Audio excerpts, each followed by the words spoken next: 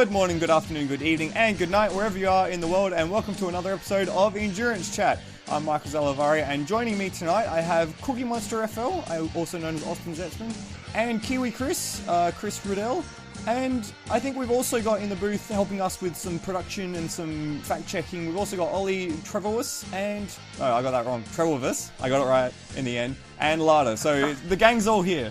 Say hi, everyone. Hi, everyone. I knew you were going to say that. At the same time. Three, 2, 1. Hi, everyone. That was only International lag.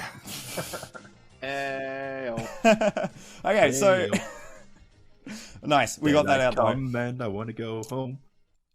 Shut up, Chris. So today I thought it would be a good opportunity to sit down and have a chat about something that is kind of unique to racing. Now, racing, when compared to a lot of other sport, has an added variable in it. You can go in soccer, in basketball, in baseball, in basically any other team sport.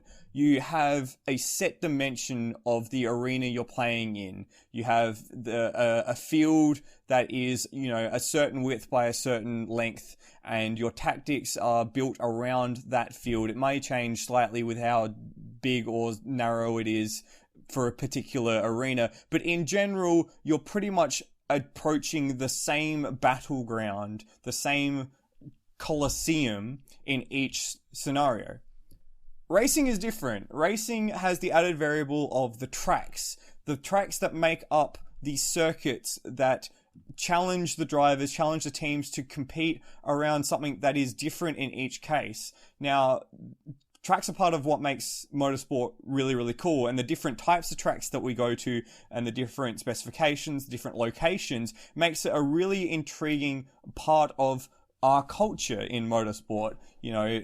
Certain tracks work better for certain cars do better at certain corners, and, all these sort of variables that come into it. So, guys, let's have a sit down and have a chat about the tracks that we get to watch as part of endurance racing. So I guess we'll start with the WEC. At the moment, with the WEC, we have a string of Grade 1 circuits and then 2 Grade 2 circuits, which are Le Mans and Sebring. Does anyone have any particularly strong feelings about any of the tracks that we currently go to in the WEC calendar? So how much of this am I going to be playing completely seriously, considering some people in the room have particularly negative feelings? Well, I mean, we've got what? How long do we want to talk? We're about like an hour and a half. We can talk about how bad Sebring is for an hour and a half. All right. Well, here's my theoretical essay on the juxtaposition between Sebring and Le Mans. So everyone sit tight here for next 20 minutes, and we'll get this lecture started. I didn't mean for this to turn into a defense of Sebring, because it's going to be useless anyway. Le Mans, we can always just disqualify anyway in terms of just like a topic of discussion. Well, okay. It's one of the most unique tracks. We don't even need to get into that. How about we start with Le Mans then? Like, why is Le Mans built the way it is? Why is Le Mans the track that is the home of endurance racing? Why do we say that everything comes back to Le Mans? What about Le Mans makes Le Mans special? Because a lot of things started at Le Mans, and for better or for worse, the local authorities were not smart enough to realize soon enough that what was going on was a terrible idea in terms of infrastructure and management on a yearly basis, until it grew to a point where you couldn't just shut it down anymore and move it to a track. So to me, it harkens back to older tracks and what they're, almost the still danger aspect of it. What like the, it's almost like a heritage thing in many respects, where it tries to link like events like Targa Florio, Mille Miglia. Excuse me, bro. Where is your Italian heritage? TT and the TT. Now stop it. This is not a. Wow, someone's towards how I pronounce international words. All someone's right, sir? fired up tonight. I am. Well, it's the morning, so I do genuinely think it's kind of along those lines. And then obviously with looking at it in a unique fashion, it is one of the biggest events to be held on like public roads, public service roads, essentially. And it's withstood the test of time, especially the massive increases in safety standards that have been necessary, been needed. So I think those are unique in itself. Nevertheless, it's 24 hours. Nevertheless, all the pomp and circumstance. Nevertheless, it's like basically almost 3.5 weeks of hanging out there at various points. And as well, it's prestigious. You only get to race there once a year, and that is for the 24 hours. And you made a really good point there that it harkens back to the time when motoring in itself was novel, where racetracks were the major highways between towns. And a lot of racetracks that exist still today used to be like that. I mean, look at just two of the another one that that's on the WEC calendar, Spa-Francorchamps. That was literally the roads between the towns of Spa, the towns of Stavelot, and the towns of Francorchamps. And they've slowly, progressively cut that down to be the 7.04 kilometer monster it is today. Did I get that right? I hope I got that right. Yes. Nice. Sounds right. But yeah, you're right. I mean, that. So. Yeah, 004. Sorry, it was 7.004. I was a significant figure off in the middle there. I mean, I think it is the last like great link to the major past. I mean, obviously Monaco, and all that other stuff. But in terms of an actual competition in that regard, you know, I don't think it gets any more old fashioned in terms of just how things used to be and how that was the norm and how kind of you went about competing back then too. You know, because endurance racing, yeah, it's still popular and it's still just a thing. But the grueling aspect of it, and where you're absolutely like breaking down throughout the night, that was the whole point of it. And I think that still is like a raw thing that Le Mans really kind of sometimes only delivers itself. So. And yeah, I think you're right. I think almost with the grade 1 circuits that the rest of the WEC graces, you kind of lose that element of the track itself being a challenge, and the event itself being a challenge. Not because, you know, these tracks are necessarily easy. I mean, Spa-Francorchamps is one of the most formidable racetracks in the world, as is like Silverstone as well. Silverstone maybe less so, but it's certainly got that heritage behind it of being a difficult event and a prestigious event. And then the Sebring, we'll talk about Sebring because we have to talk about Sebring. You know, the bumps and how much of a rigor that puts through the car. But Le Mans in itself really is, the track itself is the challenge, and there is much less of a challenge at tracks that are, I think, like grade 1 standard, where they're like basically billiard tables, and you can just, you know, if you go off, there's no consequence because there's a car park out there as well. And I think that's something that we have talked about in bits and pieces in the past, but it's something we're going to harp on about again. Tarmac runoff is the worst. Poor Ricard can get stuff. I've got a question for you. Yeah. If it wasn't for the 24-hour race at Le Mans, would the track survive on its own? I'm not so sure it would. No, probably not. Probably not. I would agree with you there that the part of the reason that the track has survived is because the event has survived. The event has been a thing. I mean, Cookie led the show off with that, didn't he? How he said that it got too big to move to somewhere smaller. Yeah, because the track itself isn't necessarily that interesting. Oh, controversial take. I mean, yeah, I mean they're normal roads. I mean, like, why would it be? They're not. It's kind of like that. It's the whole kind of, in my head, it's like when you were a kid, or even now, if you're still a kid. We're all just little kids inside. Right. But you're like, hey, I remember that road to get to school, church, the grocery store, whatever. The next town over.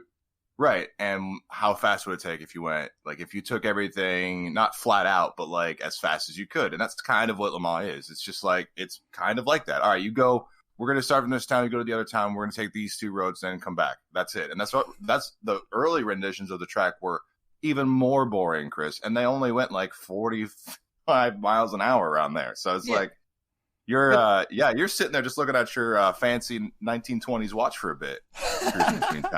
Even these days, if the cars weren't define the laws of physics into the Porsche curves, it'd literally just be a car just trundling around at 120. Yeah. Yeah. And that would be exciting. Just single No, file. it's not. But the event itself has become more than just the track.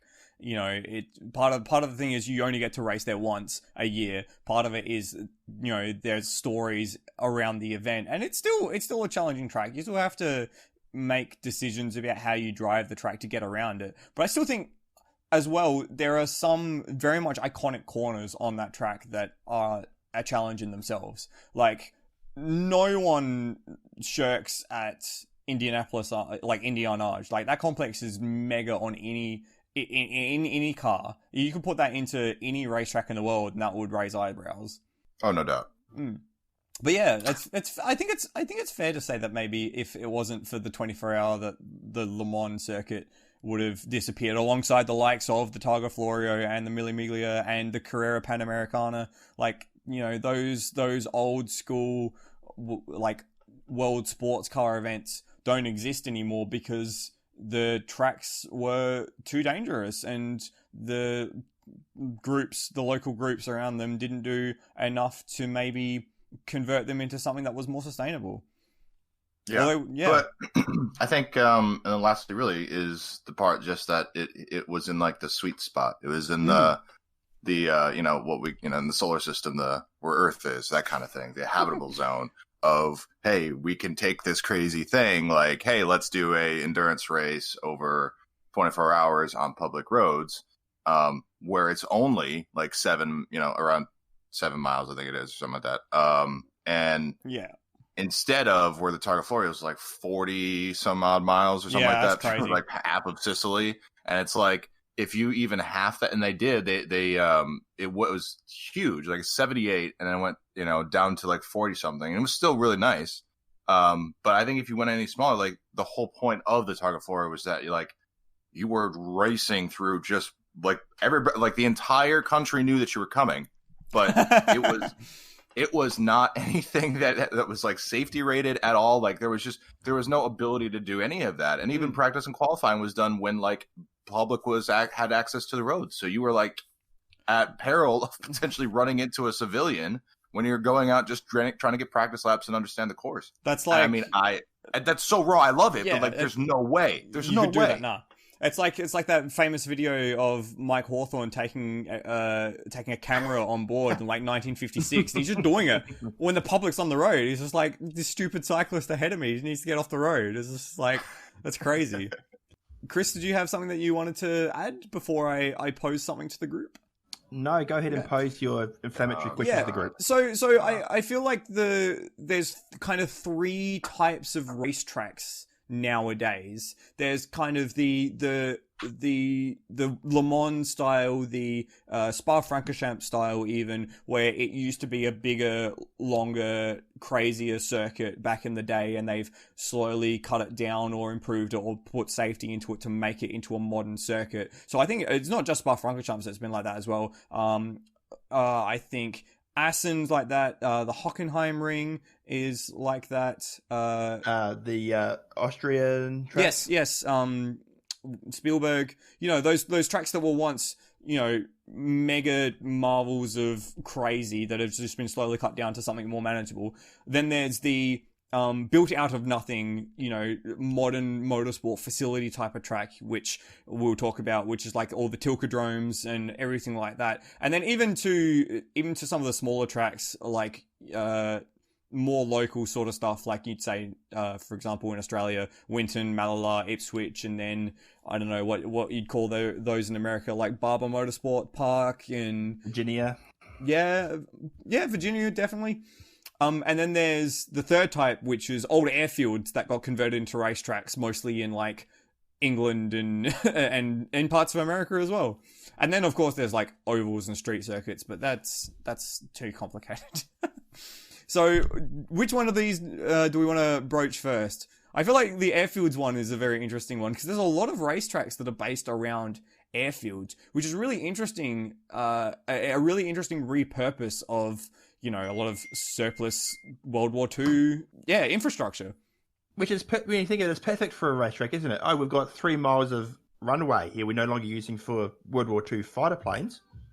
oh, let's put a track on it. Yeah, let's add some corners to it. Let's develop it into something a bit more interesting, and then let's put cars around it. And I mean, yeah, Silverstone is a prime example of this. I mean, it's like 2 or 3 separate runways that have all been. I think it was originally the boundary road that was used as a Grand Prix circuit, or as Ollie says as well, the service roads at Goodwood to sort of add a difference in the width of the circuit as well. I think Snetterton's also like that, where it's a former runway alongside some service roads. And then, of course, there's Sebring, which, again, was an old, if I'm not mistaken, runway that got converted into a racetrack. Now, the defining thing for me about most of these racetracks that are built like that is, god damn it, they're flat. They're flatter than an absolute pancake, aren't they?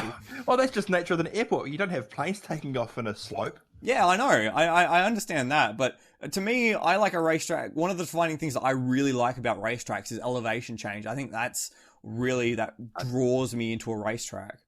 If you use the flatness correctly, then it's great. So like the old Silverstone layout that did that brilliantly. Had enough interesting corners making, the flatness wasn't a huge issue. Yeah. But there's others that I can think of where it's like a pancake. There's nothing interesting about it.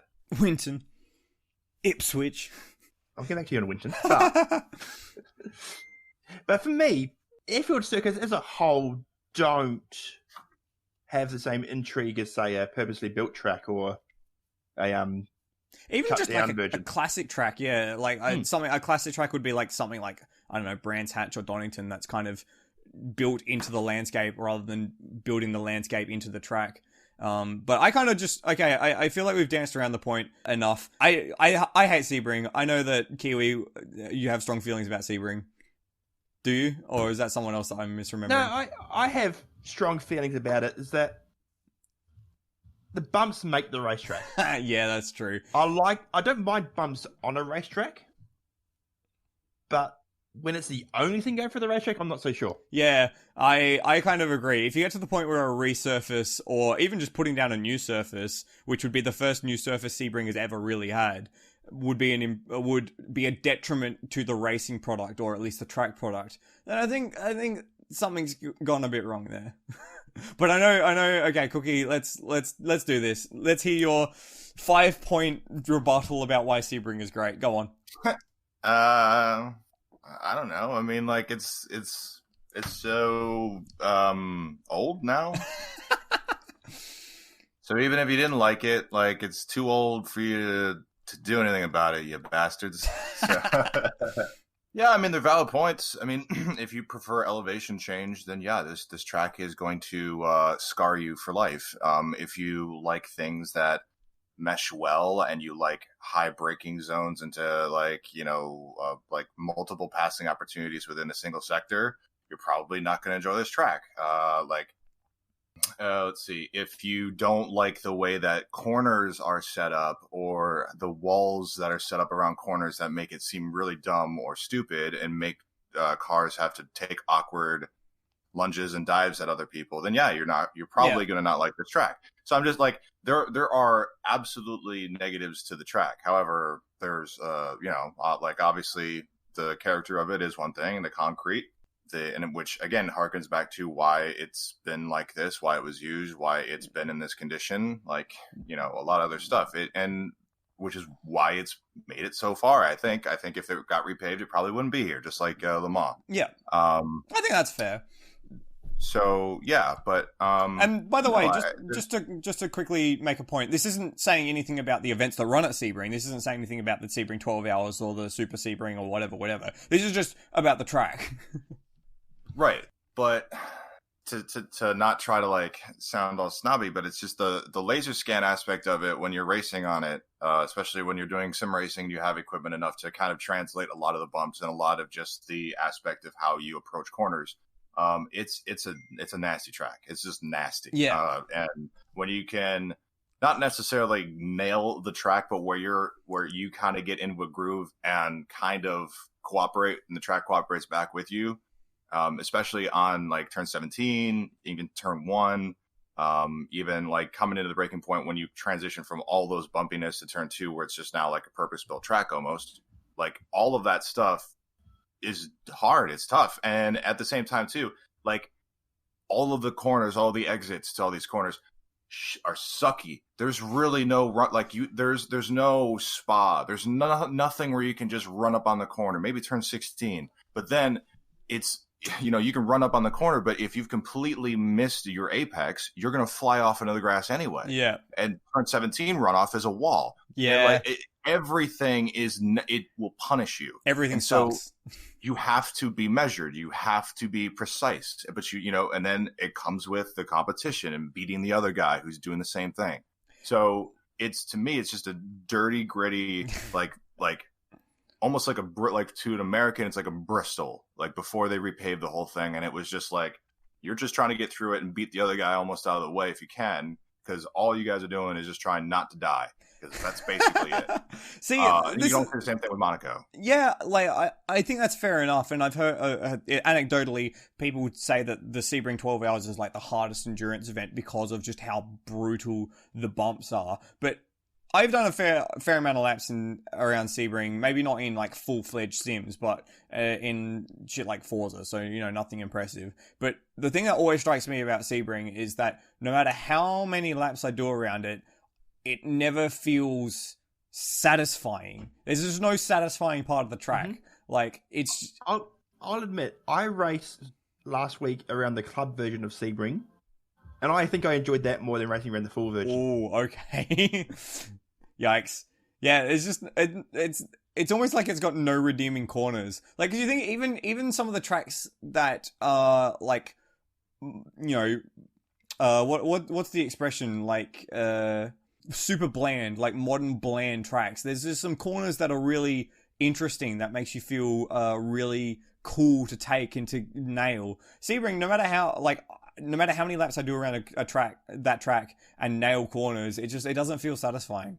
I sometimes get the same thing with Bathurst. Whoa.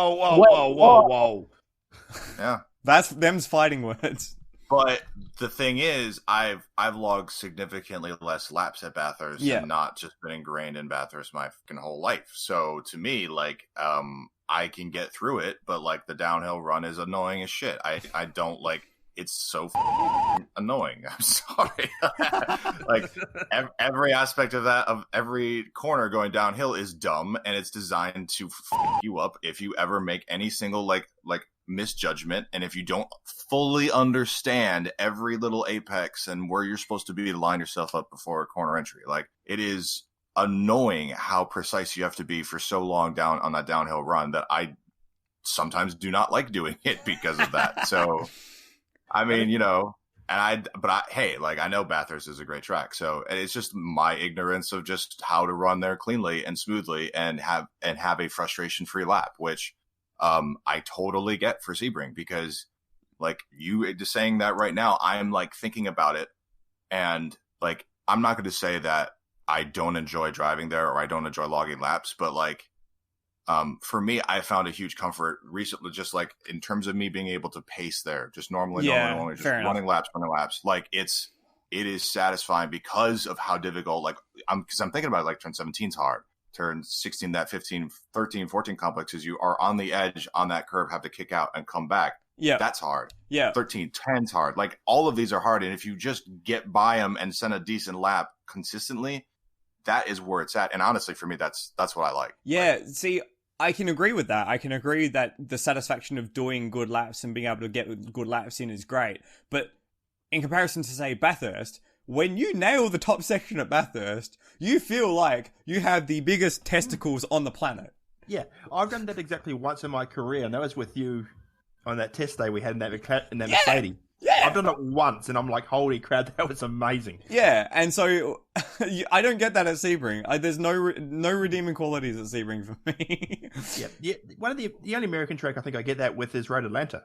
I would say Road Atlanta as well, and also VIR. VIR nailing that uphill S's section. VIR, I think, is just an all-round good circuit. It's just all the sections of VIR is very good. Yeah. That twisty bit heading to Big Oak is amazing. Yeah. then coming back down the secondary or the hotel really, and Off camber too. Yeah, and then doing the roller coaster, like breaking over the top of the hill and then dropping down. Oh, that's really cool. See, that's what I love about racetracks that are built into the environment, is you get these great combinations of corners, these compound corners, because the elevation does very, very interesting things. Because I get this is the same as Bathurst as well. On a 2D map, it doesn't really look that much. Like, you know, it's a bit of a squiggly bit, and, you know, it's like a, you know, left right loop that brings you down left, but you add the elevation to it, you know, you're braking just for the roller coaster at VIR, going back from the hotel back towards the start finish line. You're braking just as you get over the crest, so the front's really light, so you got to get the nose over the front of the car, so that way you can dive back in to the left, and then it drops away, so you're losing all that aerodynamic efficiency. And that to me is the cool stuff that makes a great racetrack. And on the inverse, going back uphill through the uphill S's, where you get those moments where the car digs in and then gets light, and then digs in and gets light. That's like, that looks cool, feels cool. That's the sort of stuff that really tests the mettle of the driver, and that's the sort of stuff I love in racetracks. Yeah. But in a way though, like, it's not like, to me, like, it's not, that's not, I'm not going to say Apex or whatever, but it's not like the best track for everything. Like, you're talking amenities, spectator view, like, that's ability to house spectators. Blah, like, blah, blah, blah. Those kind of tracks, like Lime Rock VIR are fantastic tracks, but they can't do the same things that Sebring does. And what I think, for me, why the X Factor, just Sebring has X Factor, because of its age, and because it is the ability to hold and house like a almost NASCAR infield fan base, essentially, for 4 days. And like, fine, the track is not a look, but the whole point is that you're seeing an entirely jammed infield and a crowd for 12 straight hours in the heat of this awful looking track on an airport. Like, it should not be there. It shouldn't make any sense, but it's there, and you're enjoying the absolute piss out of it, because it shouldn't be there. I can definitely understand that, and I can totally understand that the culture of an event can raise the event to something that's bigger than just the track or the cars or the race. And that's something that I totally agree with as Bathurst as well. Like the Bathurst 1000, it's not meant to be a racetrack. You know, Bathurst was the Mount Panorama Scenic Drive, but it got turned into a racetrack, and it has then now become something that can support 250,000 people over the course of a 4-day weekend with a full paddock, etc., etc., etc. So it's almost as if, like, building these racetracks unintentionally is the best thing for racing. Yep. Well, that's something we're probably going to get to later. I don't think there's that many purpose-built racetracks that are actually good. Well, I think the thing about purpose-built racetracks nowadays is that they all seem to be cut from the same cloth. They're all, at least the big ones that you see internationally, you know, the Formula One tracks, the Tilkedromes, you know, like Sepang, Shanghai, the Bud International Circuit, Korea Circuit, you know, Abu Dhabi, yeah. They all seem to have the same features, just arranged in a different format. So it always seems to be like a medium speed medium speed sector with like high load, high downforce corners, and then a section with a lot of straight line, just to really just get straight line and straight on the line and straight lines. And then a section with really tight off camber tight corners. And it just seems to be like you just arrange these three sectors in different formats, and that's your modern F1 circuit, which is kind of lame and cookie cutter. And I can think of two modern F1 circuits in the last 20 years that I've actually really liked and really enjoyed, and really can like say that I would very happily watch any sort of racing there forever. I know one of them. Which one? Malaysia. Yep, that's one of them. And then that's what I was going to say. Oh, really? Yeah. Okay, well then what's the other one? I was talking about it literally earlier tonight. Istanbul Park. Yes, Istanbul. I miss Istanbul Park. Yes. Yes. Dude. How many tilt tracks have been made that are not on the schedule anymore? Does anybody know? Well, we've got India, we've got Korea, Turkey. Yeah, India, Korea, Sepang. Turkey. Sepang's also not on the schedule anymore. Yeah. So that's like 5 or 6. Didn't he also have a hand in the redesign of... No, he didn't have a hand in the redesign of Fuji. Oh, man. So, like, there's... I would say he still has a ton of tracks that are still in circuit, but, like, the 2 of the, like, best rated tracks that he's ever made are not on the calendar. I know. Like, are you And kidding me, man? you know what's even worse? Like, Istanbul Park. I would watch MX-5s racing at Istanbul Park. I would watch go-karts racing at Istanbul Park. Yeah. Like, and I'm sure there's a bit of nostalgia playing in it too. But No. Do you know what it is? It's got so many good corners. Yeah, but do you know what it's used for now? To house, it's like for automobile sales. It's right? a car park. It is literally a car park. They don't use it for racing anymore. Racing doesn't exist at Istanbul Park. It is a place to put cars that you need to sell. Oh, it's so bad. Sadness. Yeah.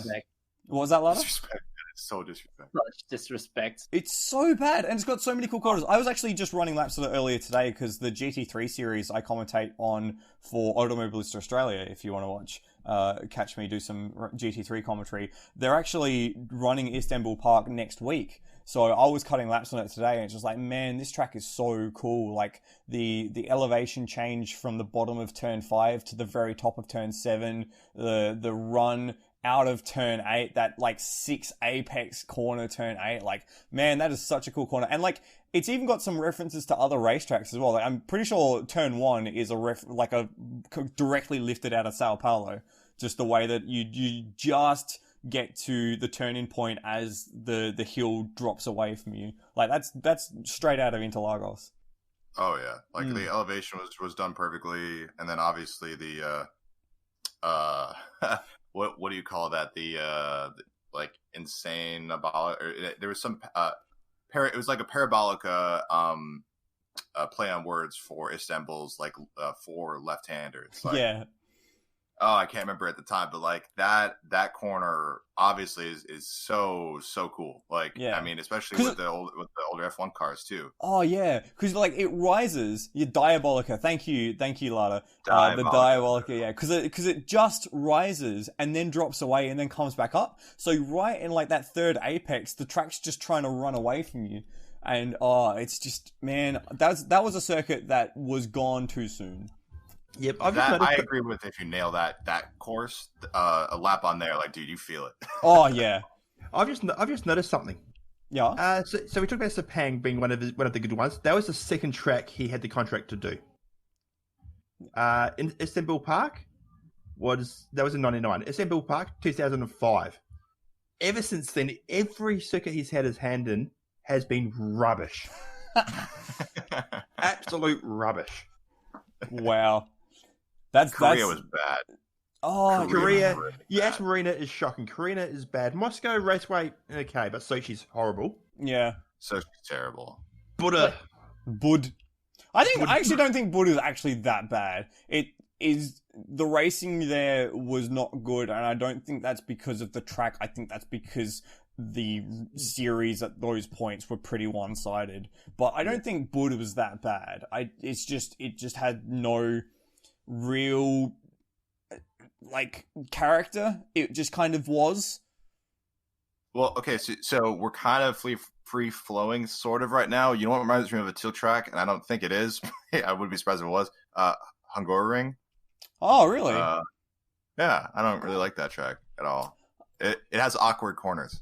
Fair enough. Like every corner is awkward. Like probably from the second sector all the way through the end of the course, it's a dumb track. It should be completely torn up and redesigned because it's a dumb track. Ooh. What? I don't hate it. Yeah, but it's dumb. Like all right. What do you not hate about it?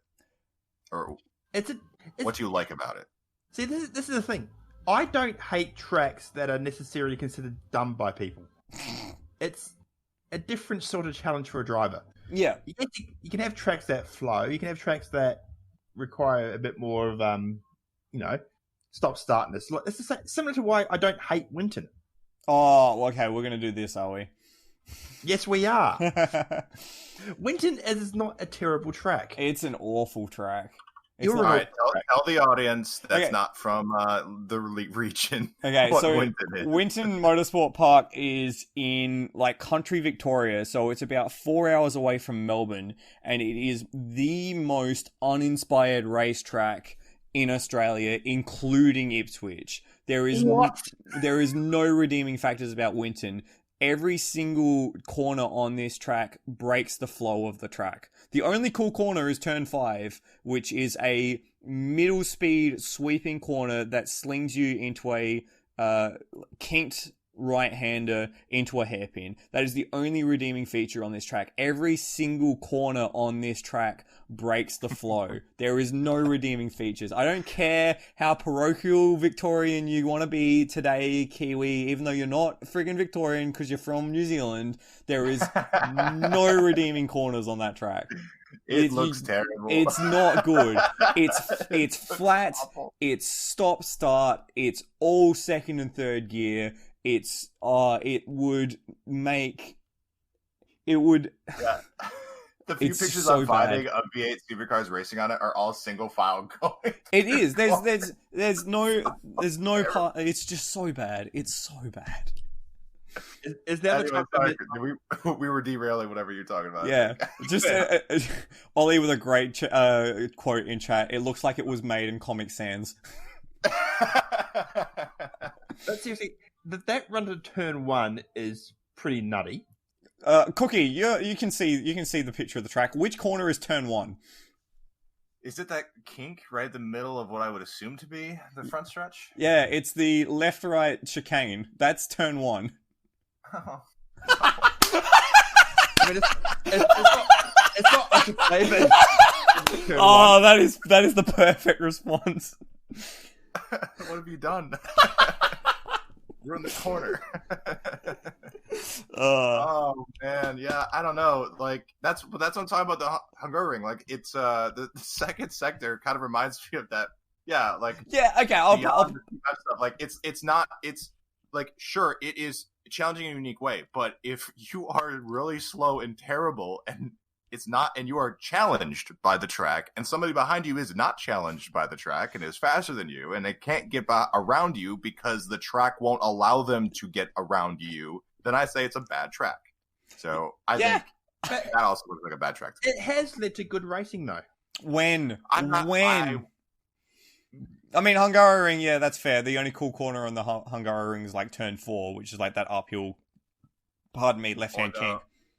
This is the left-hand sweeper downhill turn 2, I think. That's also pretty... That's pretty nice. We've had some good overtakes, but that's also required some balls and some really fast and high downforce race cars. Yeah. So, never mind. All right, anyway. Yeah. When has Winton produced good racing, Chris? When they botched the surface resurfacing and the tires lasted 7 laps. See, this is when a resurface would actively detract from the racing product. It made the racing better. It's because they just broke it. It was almost as bad as Silverstone when they redid Silverstone, except it wasn't bumpy. It was just like tearing tires apart. Hey, Cookie, you think it's bad now? Up until 1980, that bit on the right-hand side wasn't there. Such a bad circuit. It was better than QR, though. At least it's not Queensland. Yeah, okay, Ipswich, the paperclip is also just pretty bland. We'll say that much. Well, and John Edwards, rest in peace. Yeah, also very dangerous. So yeah, good call on that one. Not a good circuit. Yeah, It's one of those tracks where the bumps are the thing. yeah, I would agree as well. I think that double combination of sweepers to start the lap is pretty cool, but other than that, it's not really all that intriguing. Better than Winton though, but that's not saying much. Here's another track that I don't think is very good, and this may shock some of you guys. Highlands Motorsport Park. Ooh, that's interesting coming from you. It's a good design. Highlands Motorsports Park. This is one of Tony Quinn's babies, built 2011. I'm going to say. Oh, I was going to say this is where they had like some ring-in races, the Australian GT, like the Highlands 101 and stuff like that. Oof. Yep. Nah, Hampton Downs is way better. Hampton Downs is far, far better, especially now they've redone it. Yeah. Problem with Hampton Downs is, apart from the fact that it's in the middle of nowhere, it's got corners for the sake of having corners. It's just not good. Oh, no, it looks like someone put turned a scribble into a racetrack. That's what Highlands, sorry, that's what Highlands looks like. And you can make you can make a couple of changes and make it so much better. Or they could have just or it also looks like from certain angles, like they missed, like they had planted a bunch of trees and then they missed where they were going to stamp the track. Yeah.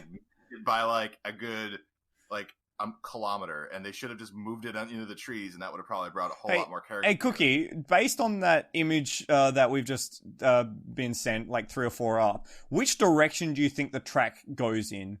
So from the start line, which direction do you think that track goes in, left or right? Naturally, it would go. Well, you would want it to go right. Okay, yeah, that is correct. It does go right. So it goes like a sweeping corner into that weird like bus stop chicane, and then what looks like a freaking roval. Yeah, turn 6. If it wasn't for that bus stop chicane, turn 6 would be so much fun. Yeah. Okay, so that's what I was looking at, but I didn't think you guys did the bus stop. It's a bus stop. Yeah, that's literally what it is.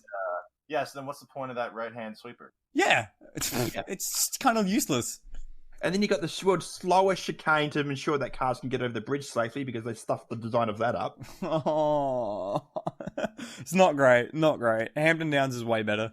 Yeah. And Hampton Downs hopefully the V8s are going to this year. Yeah, fingers crossed. That'll be really, really cool. Yeah. Lada's just posted in chat, the Hampton Downs bus stop looks like the Ballsack bus stop. Because literally, if you turn it on its side, the whole thing does look like a mangled dick. Hashtag me too.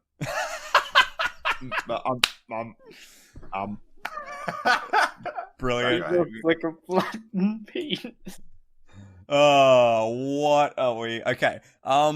Let's try and turn this back around to something that's resembles a podcast about racetracks. Unpopular opinion, perhaps. I'm not really that big a fan of Spa-Francorchamps either. Yeah. Out. Can you elaborate? Okay, so while I think Spa-Francorchamps is a classic circuit, definitely, and the world of F1 and the world of motorsport in general just would not be the same without Spa-Francorchamps existing, I think it is a victim of oversaturation. Like, okay, there's so many races that happen at Spa all the time. You talk all the time about Eau Rouge, about Le Combe, about Pouin, about Stavelot, about Blanchiment, blah, blah, blah, blah.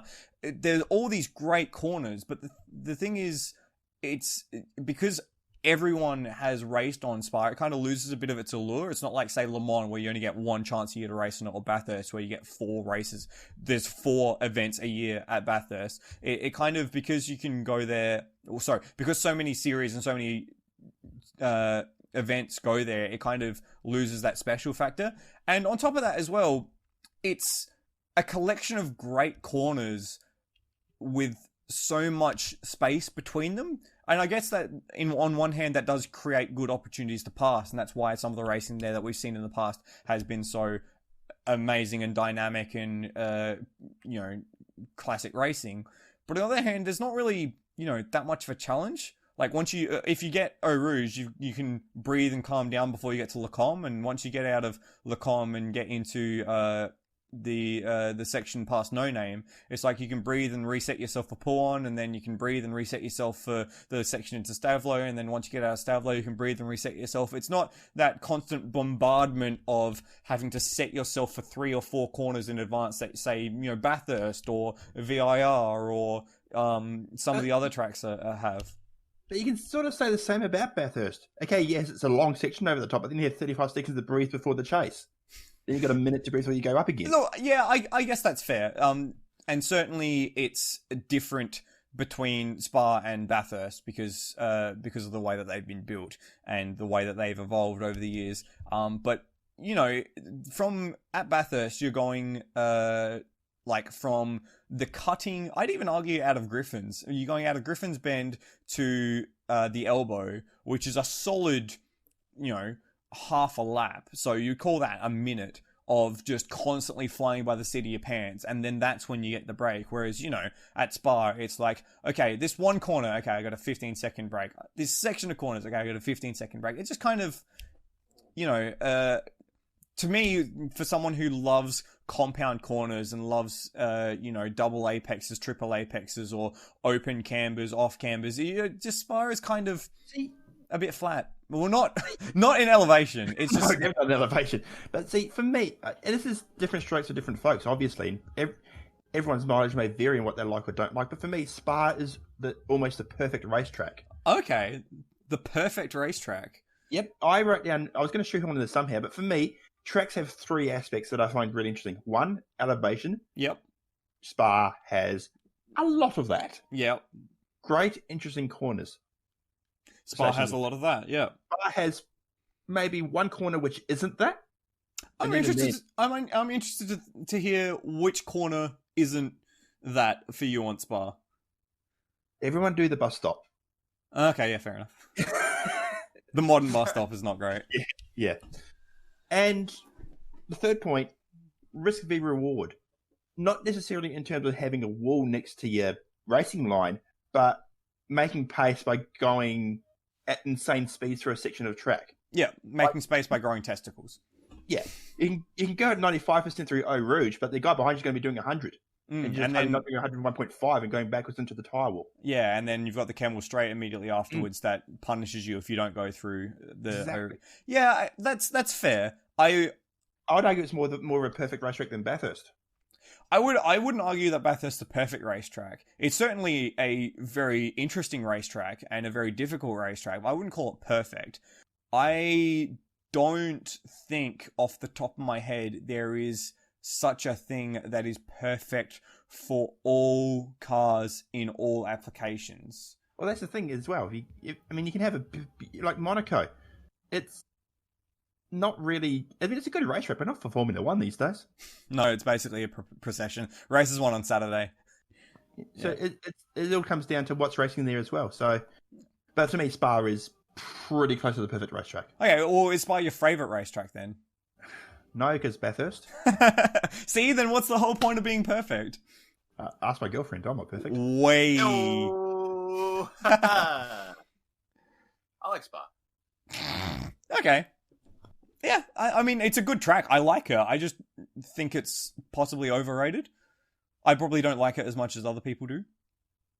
It's overrated because like one of the biggest races that's there is the Formula 1 race, and to them it is like a crazy different track. It's like a Monza, but it requires high downforce in a bunch of different spots. Yeah, like that's the thing. For them, like it is a huge deal on the calendar because it's such a different departure from what other tracks they go to now. I mean, it wasn't before when they went to like Zolder and when they went to like Zandvoort and when they went to all these other crazy tracks too, where you're like, all right, well, there's a difference sort of, but it's all along the same lines of those kind of tracks, but we don't race at these kind of tracks anymore. So yeah, I think that's where you get a lot of the hype from. Yeah, Spa is kind of like a relic of a bygone era in racing. Well, here's a thought exercise. Of the 21 rounds that Formula 1 went to last year, how many of those racetracks would you actually look at and go, oh yeah, that's a good racetrack? Oh, I didn't even know what racetracks were on the Formula 1 calendar last year. So Melbourne, no. Bahrain, yes. Yeah. Shanghai, maybe. Baku, no. Catalonia, no. Monaco, yes. Yeah. Montreal, yes. Paul Ricard, hell no. Montreal, yeah. Red Bull, Silverstone, yes. Singapore, yes. So it's maybe 6 or 7. Monza, Spa. Monza, I think, gets a pass. Well, it gets a pass because it's so different. I don't necessarily think it's a great track because it's not. It doesn't really have those things that make it a great track in a modern context. It's got 7 corners, but the thing is, it's just so different. You are 100% throttle for so much of the lap that it's a different challenge. Yep. Yeah, I don't know. I like it. I'd That's why say I don't like Hockenheim, because it got rid of the uniqueness to Hockenheim. Yeah, that's true. But Hockenheim isn't a bad track even now. They did a good job in redesigning it to something that could hold a little bit of the past interest without completely disregarding it. I actually think a few maybe unsung heroes of the F1 calendar, Bahrain we've talked about. I think Bahrain gets a really bad rap in terms of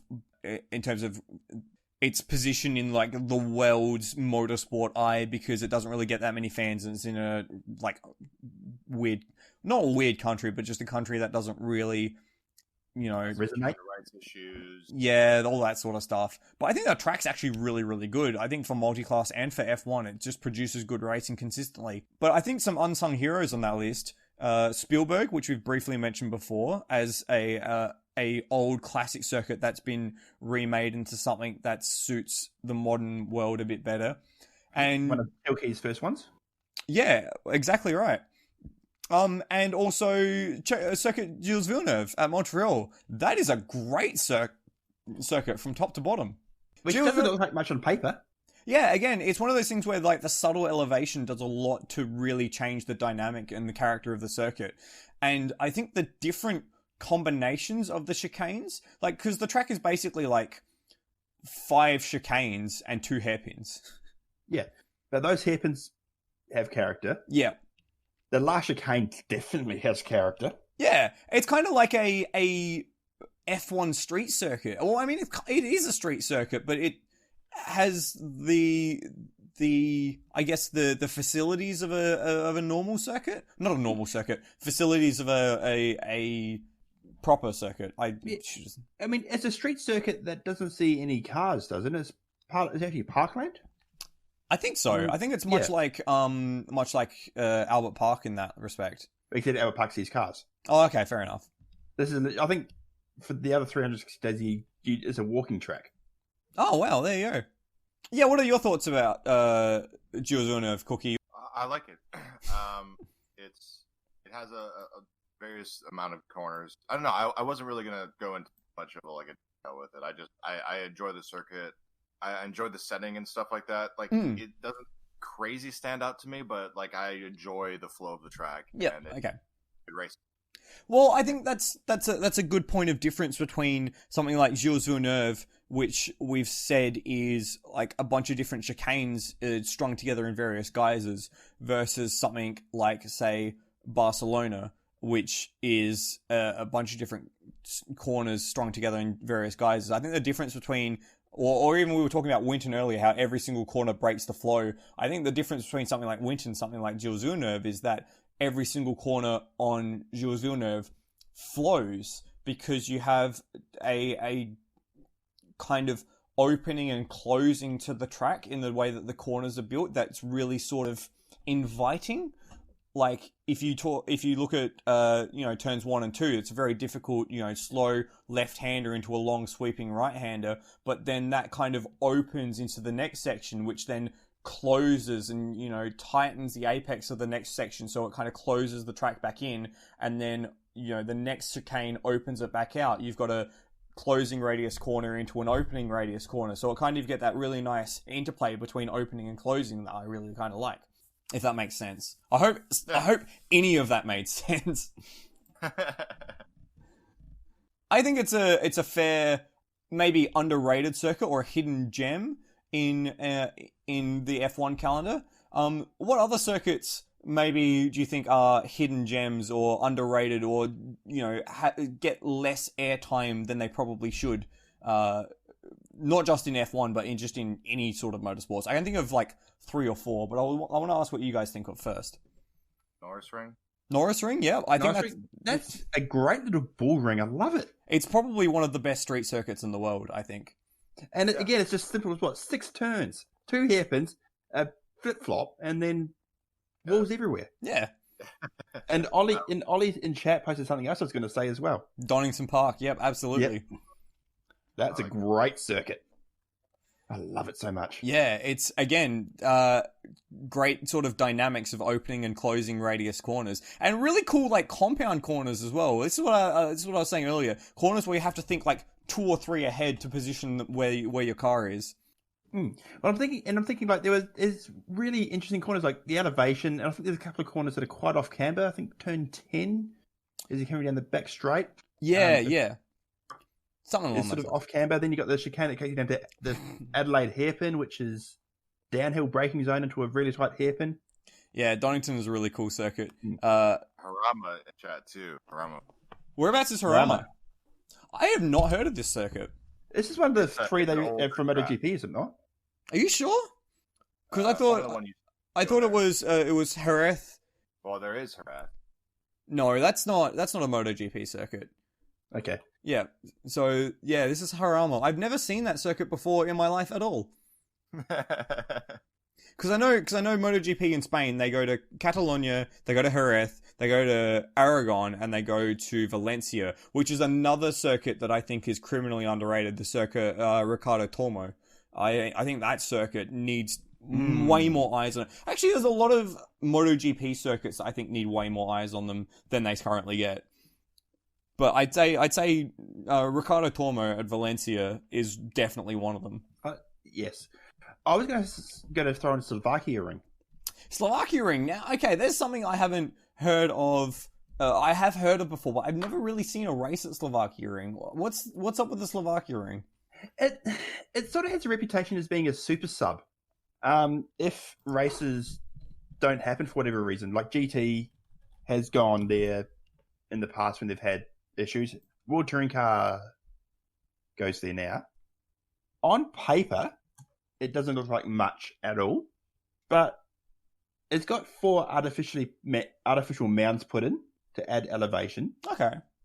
One of the mounds they put in was actually a bit too mental, and cars were getting air off it. Nice. So they had to redesign that slightly. Nice. One solution, one year was just putting like a temporary chicane on the top of it. Okay. Yeah. And the racing I've seen there has actually been really good, and it's criminally underused.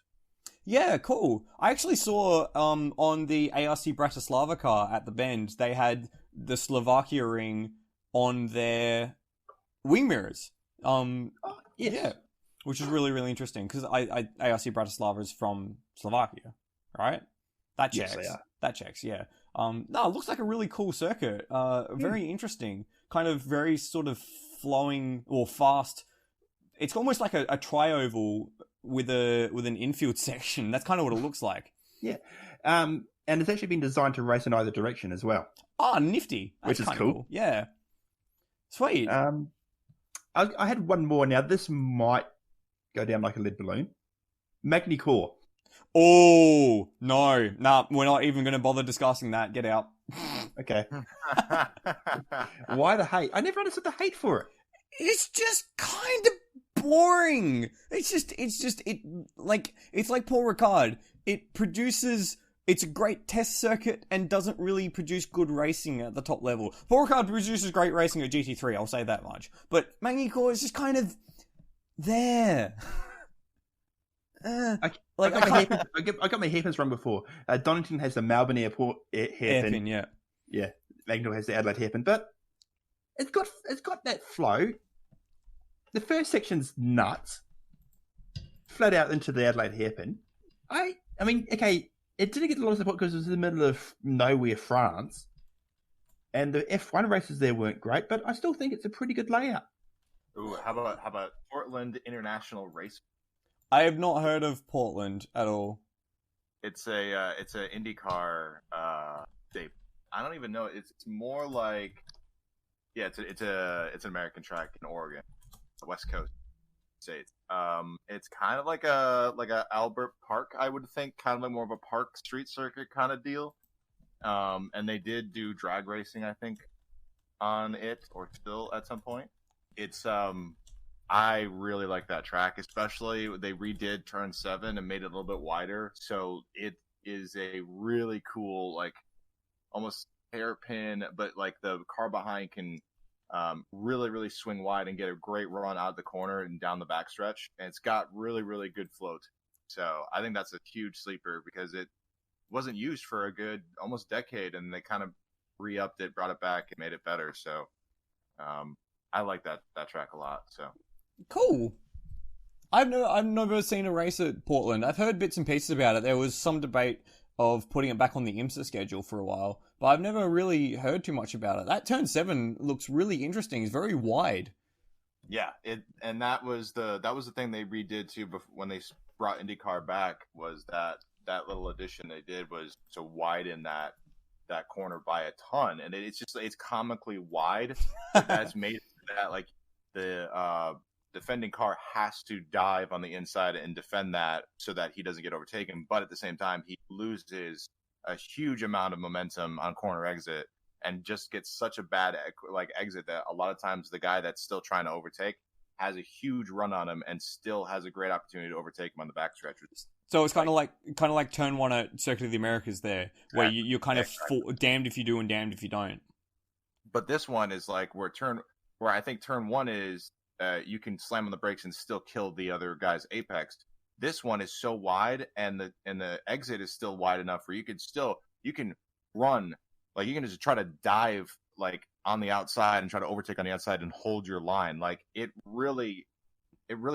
puts the guy in front of you at a huge disadvantage, that corner. And Sweet. I don't really remember another corner that does it to that degree. And if you watch a couple IndyCar races the last couple of years and see, like, most of the really good overtakes are going to happen on that corner. And it's really, really crucial corner for people to get good results for their race. Cool. I might have to check that one out because that's something I'm not familiar with at all. Nice. Absolutely. So a few sleepers that I had just in my sleeve that I think most of these are going to be from MotoGP, and I'm just going to like whip them out. And I think they're criminally underrated. In fact, first one, and I think this is possibly my favorite racetrack in the world, is Brno in the Czech Republic. I absolutely love the pants off that circuit. It's got everything. It's got elevation, it's got compound corners, it's got opening radius, it's got closing radius. It's just, to me, it is just the best circuit in the world, and more stuff needs to go there because, by God, it's just such a good circuit. The problem is these circuits are in countries like Slovakia, Czech Republic, or whether Czechia now. I can't keep up with international politics. I can barely keep up with local politics. True. I can barely keep up with racing politics half the time. But these tracks in places that aren't the forefront of your mind to go to. Yeah. It's just a shame. It's the same problem New Zealand has. New Zealand's got a lot of great racetrack facilities that just don't get used because we're on the arse end of the universe. I guess part of it is like motoring culture as well. I guess that's why there's a lot of racetracks in, say, the UK. They get used a lot of the time. Is because UK has always had a bit of a manufacturing, racing, motoring sort of culture, and I guess that's the same sort of thing in Australia as well, despite our absolutely manufacturing industry at the moment. Whereas maybe New Zealand has a bit of that history though. I mean, you've got like pioneers in like Bruce McLaren and stuff like that. I'm surprised that there's not more of a motoring culture that make use of these facilities. Then don't get me wrong, there's a massive motoring culture domestically. Okay, absolutely massive, but getting international down there is just never going to happen. Same thing like the Rugby World Cup's never going to go to New Zealand again, even though we dominate rugby. Yeah, fair. But you'd always share it with Australia. We could, and we. I don't know, Cookie. I don't know what you've posted there, but it looks like dog shit. Dude, I love that track. I love that track. Yeah, what is this track? This track is New Hampshire International Raceway road course. Ew! No. Okay, so this is a roval that goes out of the roval. So yeah. There's like a cancer kind of like protruding from the backstretch. But it's disgusting. It is fantastic. The actual road course portion of it goes uphill, so that turn 3 into 4, it's like a pretty high uphill grade, and then it goes kind of down into a bowl, and then 6, 7 comes back up, goes through some trees, winds back down, and pops back out. It is whale of a fun in some of the smaller cars, like in some skippies, that kind of stuff. Let's of the legend. Because no one's going to know the circuit. Let's take a bit of a lap. Okay, so we go down the main straight, which is, remember, on an oval, into turn 1. So turn 1 comes in a little bit like the Daytona Roval, and it's like a fast chicane that kind of loops you in and then back out onto turn 2, which is like the second apex of the bowl. And then you dive to the inside, brake very hard for a right-hander that takes you, I'm assuming, under the oval on the back straight. And then you rise. No. There's literally No? like a the retaining wall like. Oh, you just out, pull the like wall out. You just pull the Yeah. wall out. Okay, so you're basically going perpendicular to the back straight at this point to go up and out of the circuit to a long right-hander that takes you uphill apparently. Then 6 is kind of like a nub. It literally looks like someone's downhill roll. It's banked. It So it's literally looks like just to imagine the top of this circuit. It literally looks like someone strapped a dildo to the top of an oval, in the way that it's shaped. So you've got like the head, and then you've got like the edge of the glands that kind of brings you back under the trees, and then that loops you around turn 9, which bulges back out again. That brings you back onto the track. And then you have another. I don't even know. The last sector is just like, what is even happening? It's like a not chicane into a mirror of. It's just stupid. It's just stupid. Yeah. Oh, it's a little derpy, but it's fun. The first 2 sectors are like super quick, especially when you're using a lot of speed, when you're kind of like using most of the track. It's a fun course to kind of run if you can push it on the limit. I'm going to say something here, potentially controversial. There is no good roval. Ooh. Hey, you can't say that about Daytona. Oh yeah, yes you can. Hey. Like Daytona's great and all, but like if there wasn't a 24-hour event, no one would care about the roval. It would still get used though. Yeah, but like no one would care. No one outside of America would care about the roval. Yeah. But hey, enough international blokes have raced it, and we're like, oh man, this is a really challenging course. We're like, I guess it is kind of challenging. That international horseshoe is a bit tricky. And then that other but it suffers the same problem as Sebring, is that there is no satisfaction you get. The only satisfying corner at Daytona is the bus stop chicane.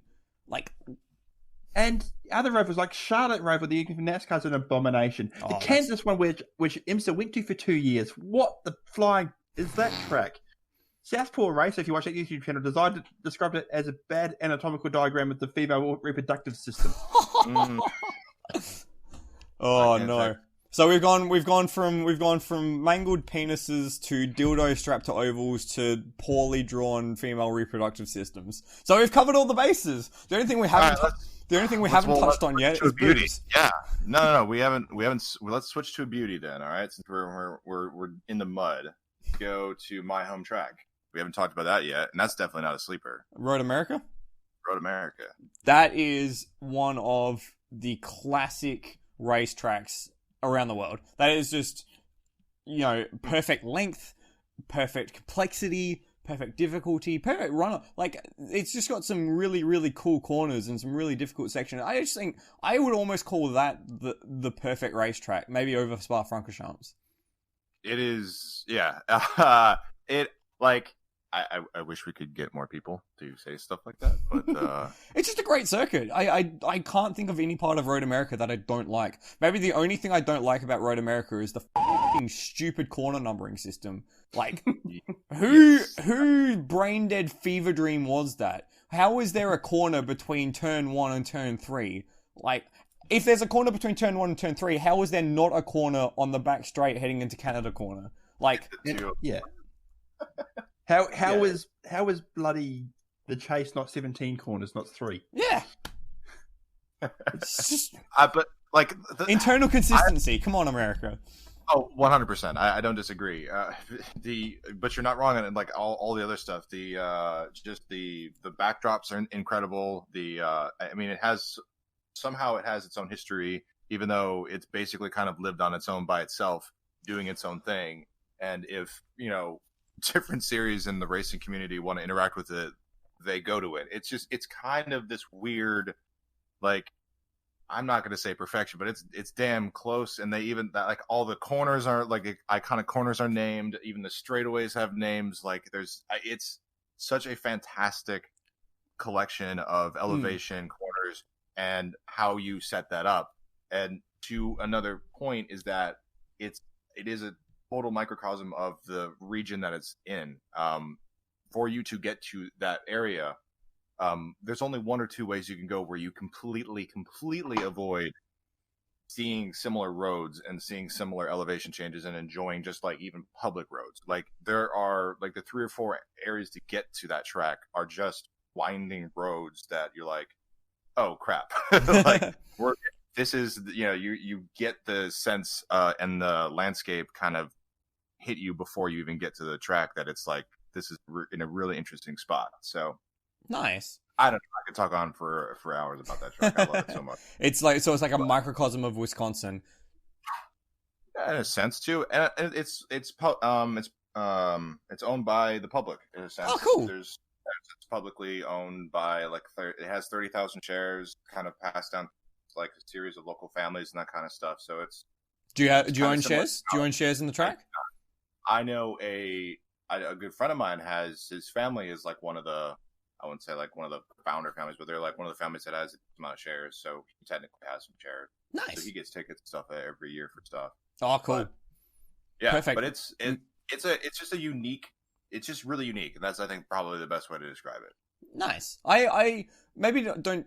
I don't necessarily think it's unique in the world of racing, but it's certainly the correct combination for that layout. I think the only thing that maybe is any detraction from it is its lack of proper pit facilities. Because you could... Oh, yeah. Yeah. But even that in itself isn't necessarily a bad thing, because it kind of prevents it from being bastardized by the requirements to run higher series on it. Like, if F1 ever ran there, it would kill any reason that you would want to run F1 there. Because, the walls are concrete, there's grass everywhere, you don't have a proper pit facility. That's kind of okay, that's kind of the character of it. Yeah, I love Road America, it's a great circuit. Yeah, it will love you too when you eventually come. One day I'll get over there. Oh, man, so many good races. Get the pie, man. Huh? Get the pie. Get the pie. Get the pie. Get the pie. You got to get Sunday morning pie to get a little dollop of ice cream on top. Oh, What? See, pie for us on this side of the world means like a meat pie. So like a pastry filled with meat and gravy. Nope. And ice cream on top would I'm be talking yummy. like blueberry pie, apple pie. We could, do we dare tell dare tell Cookie what a pie floater is? Do you know what a pie floater is, Chris? Oh God, I don't. Nope, don't do it. This is not the podcast for that. Yes, it is. It's a great pie floater. A great podcast for it. So a pie floater, right? You get a meat pie, like your bog standard mince pie, or sometimes it's steak and kidney as well. So like, imagine like the offcuts of meat that get minced up into a pie with like the most hot, awful gravy, and then you put that in pastry, and now you turn that upside down and put it in pea soup, right? So upside down into a bowl of pea soup, and then pour tomato sauce over the top of it, and there you go, that is a pie floater. It's glorious. It is glorious, it is quite tasty, and a delicacy of South Australia. So that's what pie, that's what pie means to Australia. What I learned was I need to clarify when I say specific random English words, because they could have terrible, terrifying meanings that I wasn't prepared for. This ain't Kansas anymore. No. Anyway, back to racetracks, right? Another circuit that I think is underrated is Mugello. I actually really, really like Mugello. I don't understand why people hate Mugello. What's up with all the hate with Mugello? I don't like Mugello. Why don't you like Mugello? It's got elevation. The corners are weird. That's so good! This is a racetrack where if you nail a lap at Mugello, that makes you just feel like a king. Well, yeah, because it's like the narrow. It's the same problem with Hungaroring, or however you want to pronounce it. It's like you have to have it at a specific way on every single corner. You can't take it slightly like too late apex or early apex, otherwise you'll just murder your other corner attempt on the other one. So you just have to single file run it, otherwise you'll lose all your momentum. It's super, super, super dumb, and you don't have really any ability to pass anywhere outside like the front stretch. So you're just kind of like hanging out, waiting for somebody to make a mistake and basically go wide or go off, and then you overtake them. So I find that dumb. I don't find that enjoyable. My biggest issue with Mugello is the front straight does its stupid thing for whatever reason. What, where it goes up and sideways? Yeah. It goes like, ooh, sidestep.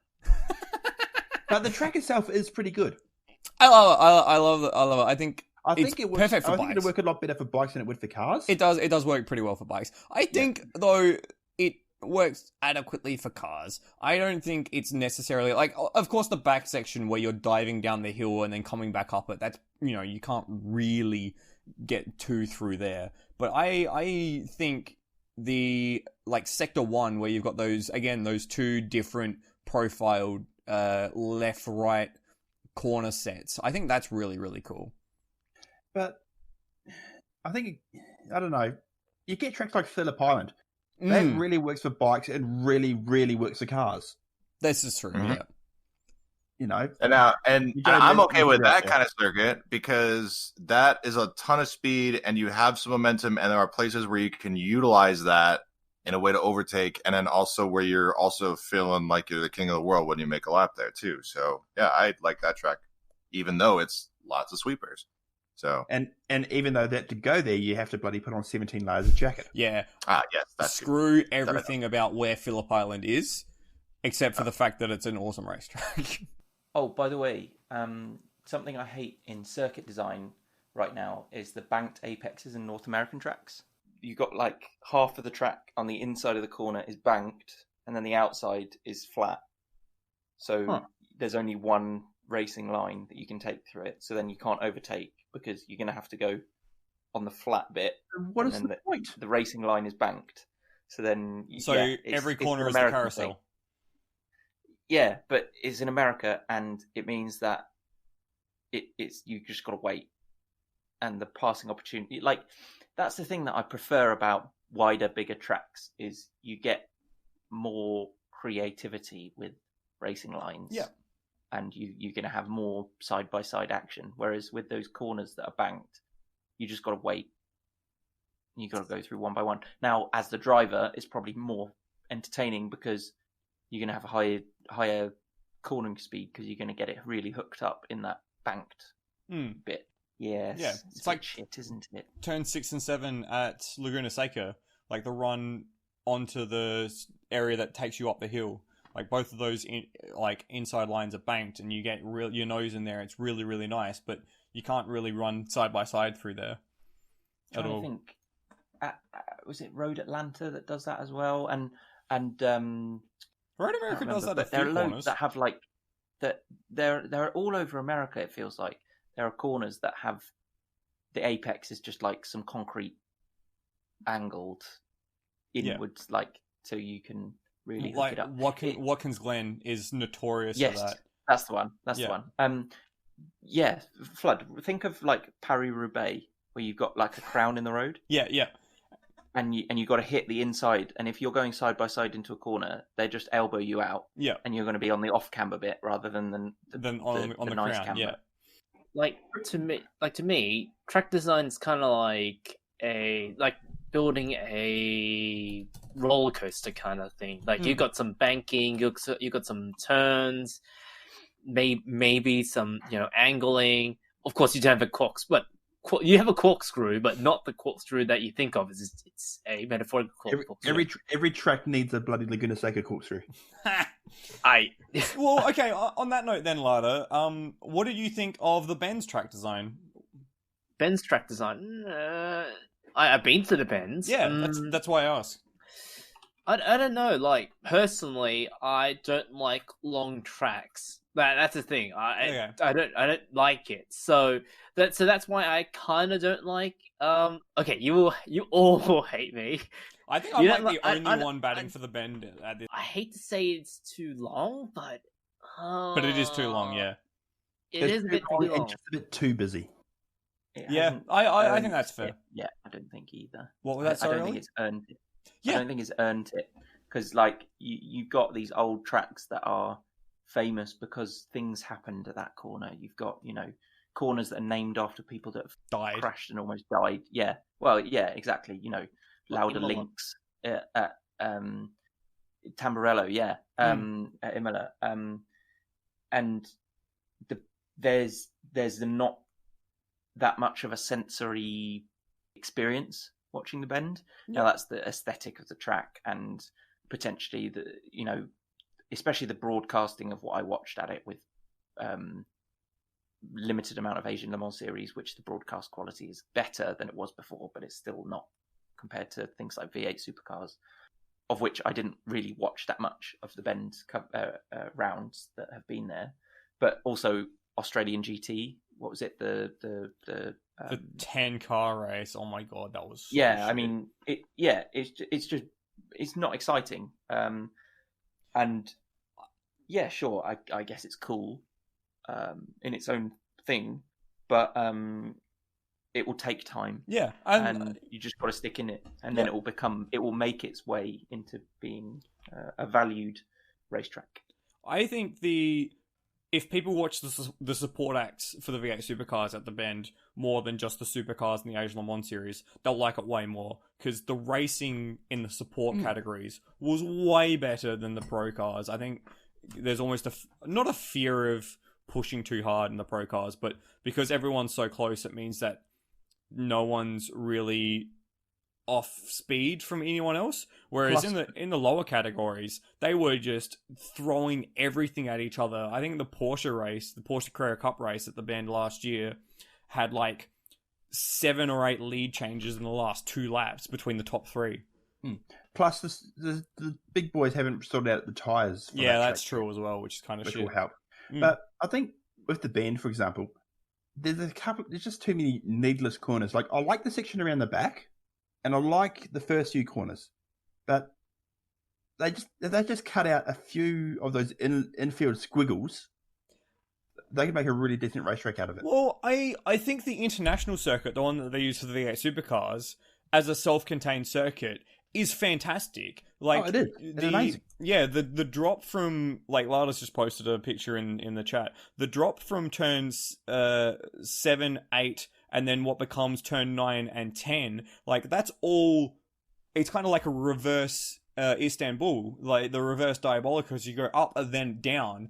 And then you've got that really cool cutback between turns 11 and 12 that brings you back onto the circuit. I think with that is a really cool track. The busyness comes from when you add the West circuit, which is the additional part that they use for the bend. That's a really cool track for like club level racing, like Circuit XLs and sort of stuff. But when you try and run it all together, it does become a bit too busy, I think. Yeah, we have to add the bit that's got the main pit building. Yeah, that too. But yeah, that's Yeah, so when it's just that top section, it kind of loses a bit of flow because it all becomes very busy. Plus, when a track's too busy and too long, it's not enough of a challenge for the drivers. Like, in a 4-hour race, they're doing, 2-minute, 45-second laps? Oh, I disagree. I was talking to the drivers from the band, and they were saying, dude, it's mega. We're constantly, like, making decisions and, like, on our ass here. But I think even with the racing it produced as well, there were some times where, the choice to dive past a GT car or a LMP3 car or not defined a part of the race because it caused or resolved a battle that had been going on for 20 minutes. It's certainly not easy. It's certainly not a challenge. It's just a different challenge. It's more about beating the track than necessarily beating your competitors. Let's forget about the hidden circuit. What's your favorite circuits? What's your favorite circuits around the world? I've said mine. Mine are Brno and what was the other one that I said? Istanbul. And I'll probably throw the Adelaide Street Circuit in there for local reasons. Can we talk about street circuits? Because sure, we did mention Norris Ring earlier. We've mentioned also Albert Park, Singapore, which is a pretty high-profile street circuit. But yeah, what did you want to say about street circuits? I've got a feeling that they're going to become more and more prevalent, and we're going to see more of these purpose-built tracks run away and become street circuits. Interesting. And I don't know if that's a good thing. What makes you say that?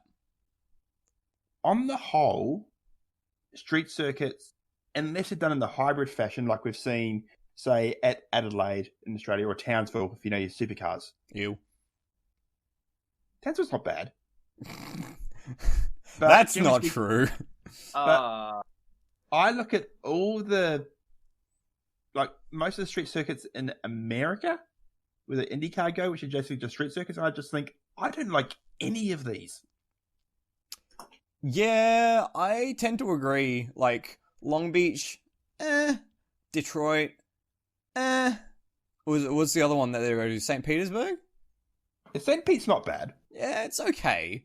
But, like, I'm more familiar with the circuits they go to with IMSA, and, like, I don't know why people like Long Beach. It is just kind of crap. But it's in Party Town, USA, my man. Party Town, USA. Cookie, as the resident American in the room, tell us how to feel about Long Beach. All of a sudden, I'm getting a lot of hate in the chat.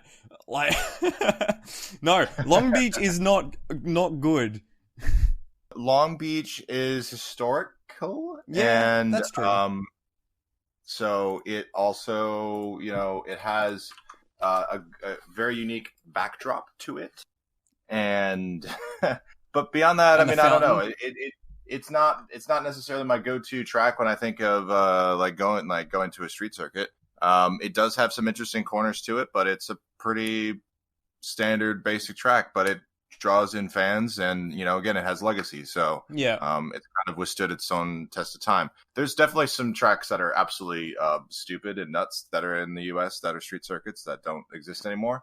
I remember racing an old IndyCar game, and there's the Vancouver Street Circuit, and oh my god, that was an abomination. The Vancouver Street Circuit. God. That Okay. one went under some of the like convention center buildings. Yeah. So they're just going almost through like under a car park.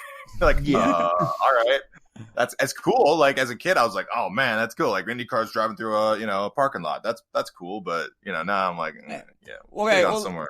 let's we'll talk. I want to talk quickly about like street circuit design and philosophy for a second, because the idea of a street circuit is that you have a captive audience, right? You're using these streets, so therefore the people have to come because they would be using these streets. So I think specifically in Australia, they're used as a bit of a economy generator, economy driver. So we have medium-sized towns or medium-sized cities in Australia have hosted recently street circuit events like Newcastle, Townsville, and Surfers Paradise, which is probably a little bigger, and then of course Adelaide, which is the big one in Australia. And that's a lot of those events gain additional crowds than a normal event would, simply because of the location, the fact that they're taking over the city. Now, we're seeing the advent of more street circuits being utilized, specifically in Formula E, where it's all street circuits, of course. And I think there's still a place for the race facility, because I think people will want to go and run their cars at the maximum wherever they are. So there's always a need for places to do that. But street circuit design is really hard because you have concrete walls very close. You have minimal chances to overtake. You very much have, on occasion, very similar types of corners, because you're generally, unless you're using something really, really boutique and out there, like, say, Jules Villeneuve, you're building in cities. You're building street circuits in cities, so that means like grids of roads, and so you kind of have to make the circuit out of that grid. But there's still certainly good street circuits. We've talked about Norris Ring extensively, and I think that's one of the best street circuits in the world. Funnily enough, fun trivia if you didn't know this, built around a Nazi parade ground. That's fun trivia. That is fun trivia. And then, of course, I'd put Adelaide up there as one of the best street circuits ever conceived for a multitude of reasons. And that's not just because I'm a local there, but the fact that it's had V8 supercars, F1, American Le Mans series. It's facilitated all these different events, and it's got some terrifying corners in turn 8, very difficult sections in the staircase, and has a taste of what a purpose-built area has. And Townsville's got that too, from my point of view. The back section, it's pretty tasty, yeah. That bound over the main street, which gives you all the bumps. But what Surface has been neutered to all I buggery. miss the old Surface Paradise, man. Did you ever see races the old Surface Paradise, Cookie? Yes. The IndyCar one? Man, how good was the old Surface Paradise with that extended Sector 1 and 2? I still get confused, like, when I'm like, oh man, they're already at the backstretch, like, and then they're going through the S's. Like, I always get confused because I'm like, they shouldn't be there yet. They got a long way to go. So it always throws me through a loop because I'm so used to seeing it where you've got the two chicanes and just that rundown there. But the second chicane was way faster than the first one as well, which made it even better. Mm-hmm. Makes me sad. And then you had that, and I'm assuming it was safety or something like that. I think they did that. They built a tram because they didn't want to shut down the whole Esplanade every single time they had the V8s there once the Indy cars left.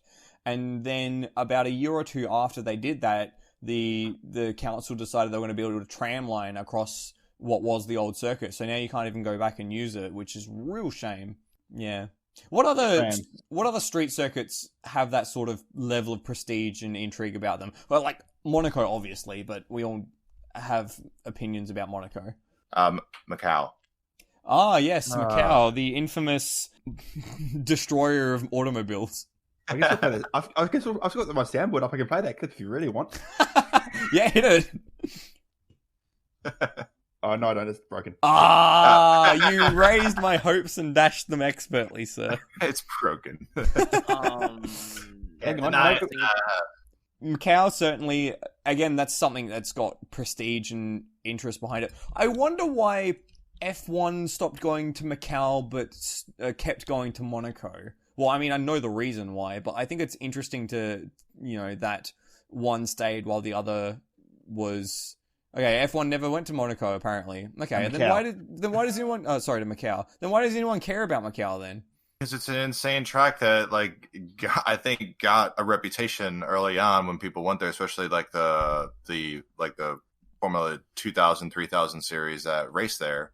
Like, the local government just kept, it's a, what is it? It's like a, it's kind of like the Vegas of the Eastern Asia, that kind of thing. So... they can kind of keep it going, and it's just survived somehow, even though the track is ridiculous. Well, I think there is that prestige about it because it's one of the only two Grand Prix that aren't actually F1 Grand Prix. Huh.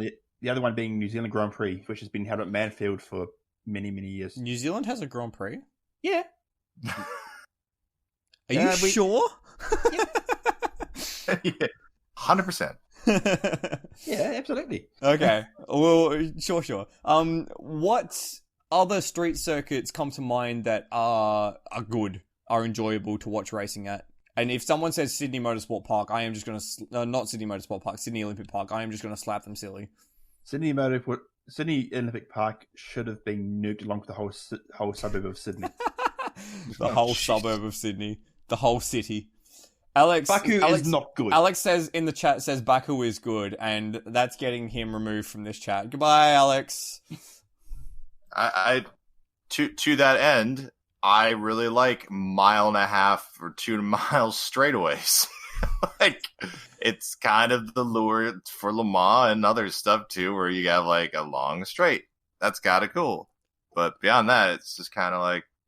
It's just a weird... I mean, like, it does well what it can do, and it made itself unique, which is what you need to do at the street circuit. So I don't mind it. The section up through the castle, where it's basically like half a car wide, that's just... That's dumb. That's so dumb. That's just what is the point. Yeah, right. The thing is, like, I can't really think of any commonly used street circuits in Europe. Like, I know of a bunch in Australia. I know of a few in... Po? In where? Po, the F3 race in Po? Nope, never heard of it. It's not a bad little track, actually. Po, I'm pretty sure, is the one where the safety car took out the leader. Oh, that one! Okay. Yeah, I've heard of that. Weird. What a weird thing. Yeah, I know. I don't know. I can't think of too many other big... There's also... Ooh, hold on. Birmingham Super Prix. Oh, God. Here we go. We're going deep with the archives, lads. Oh. Like, really, Really, the only one I can think of is Palanga. That's like the only other street circuit I can think of. There's also Inapagusa. I'm pretty sure that's a street Oh circuit. my god, what are we doing, lads?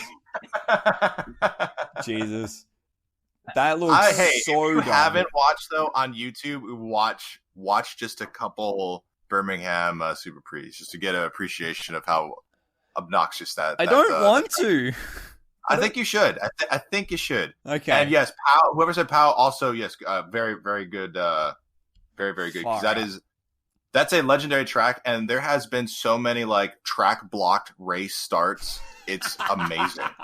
Yes, I when love that's that when that's your claim to fame. Oh, it's great. And yeah, so many different corners that you can completely cock up and mess everything up and hit the wall and hurt yourself. So that's a very tricky street circuit. Brilliant. I just saying that the Inapagusa is not a street circuit, but any circuit that's got a corner like that. Oh my god! It's basically a made up chicane. It's like someone put Paul Ricard, but without all the pretty lines. Do we talk about tracks which is like suited for it? Like, do you think natural is better, or just generally engineered to be better?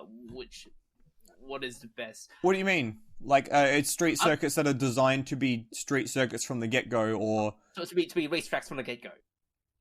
I don't think there is any street circuits. Like tilt circuits versus like naturally created circuits around. Yeah, I mean that is that what the Korean international racetrack's supposed to be kind of like? I mean, it's a half street, but it wasn't designed to be street. It's supposed, like, the whole entire thing is supposed to be designed to be a racetrack.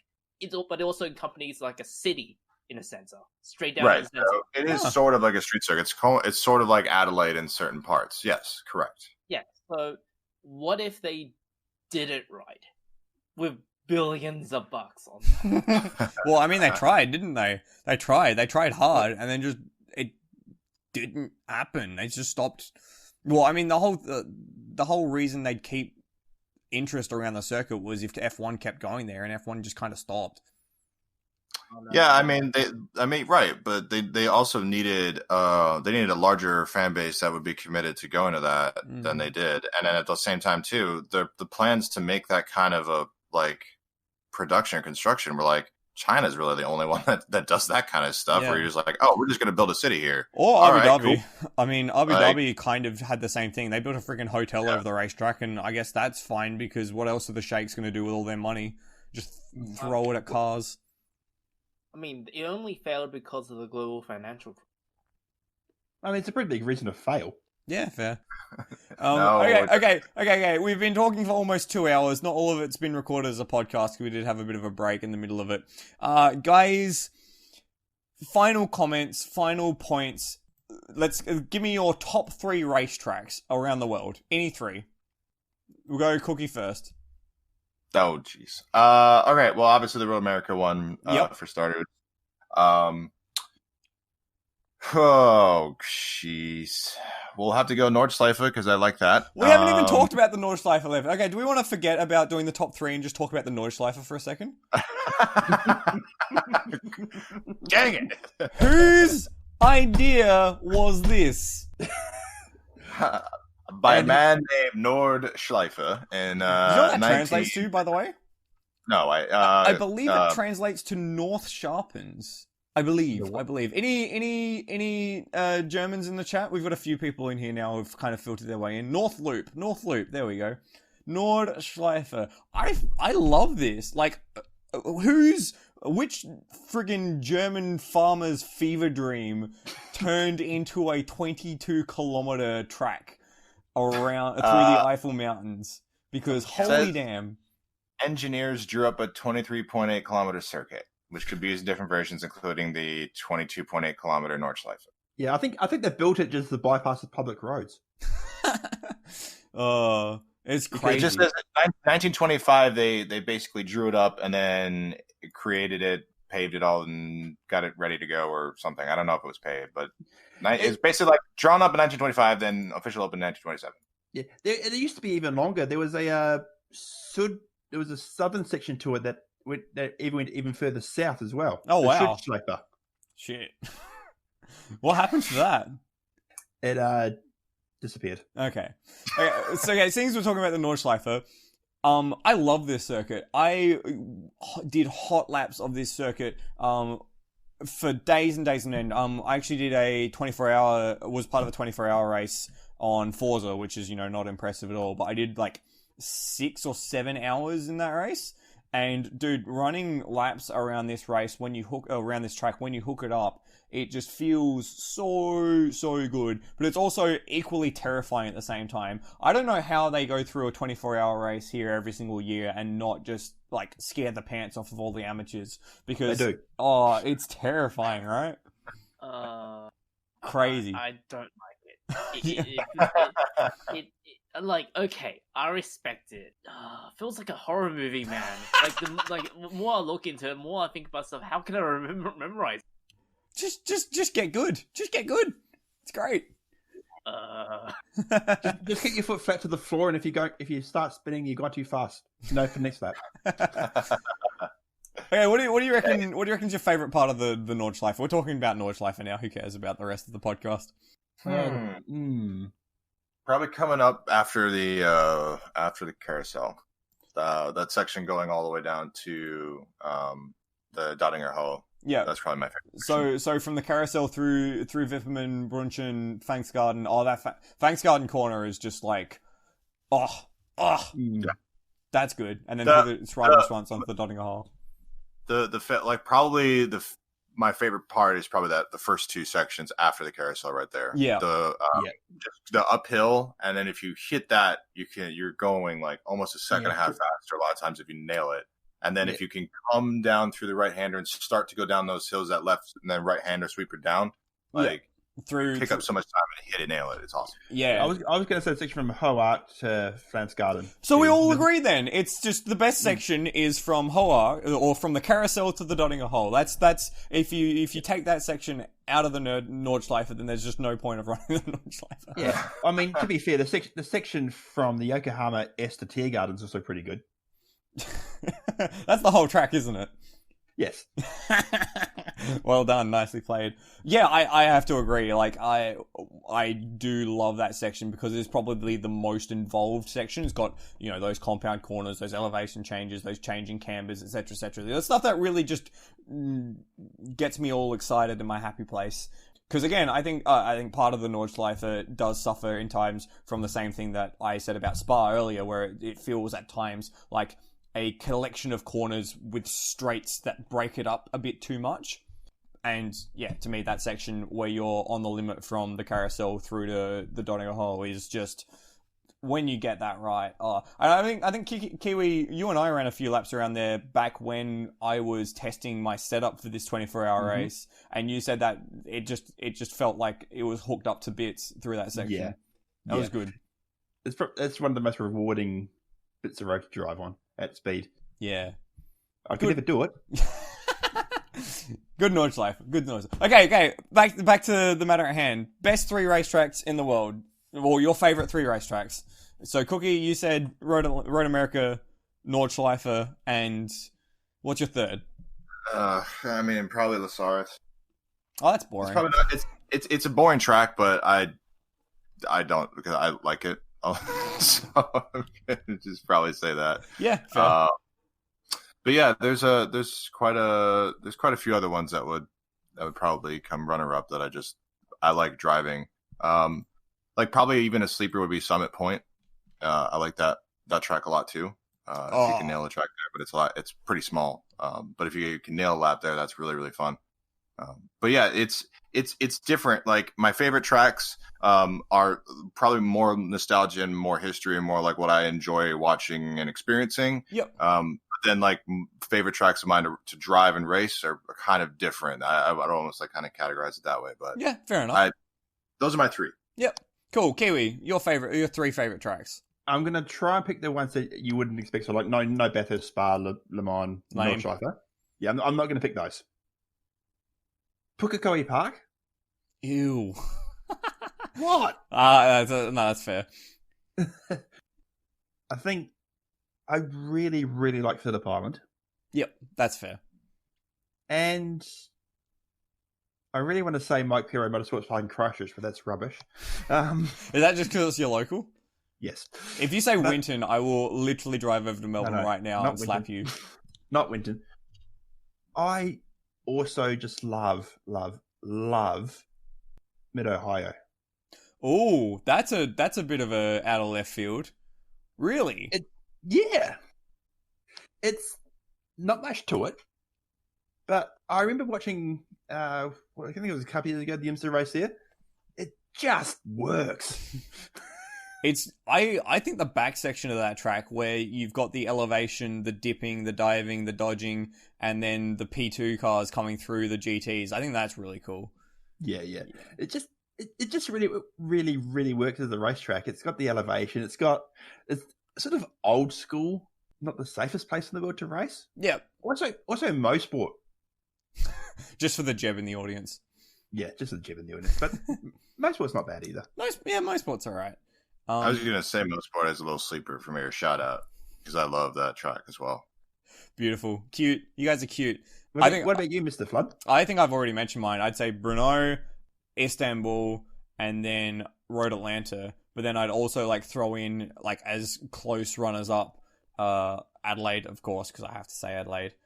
And there was another one that I was thinking of earlier tonight that I just completely forgotten.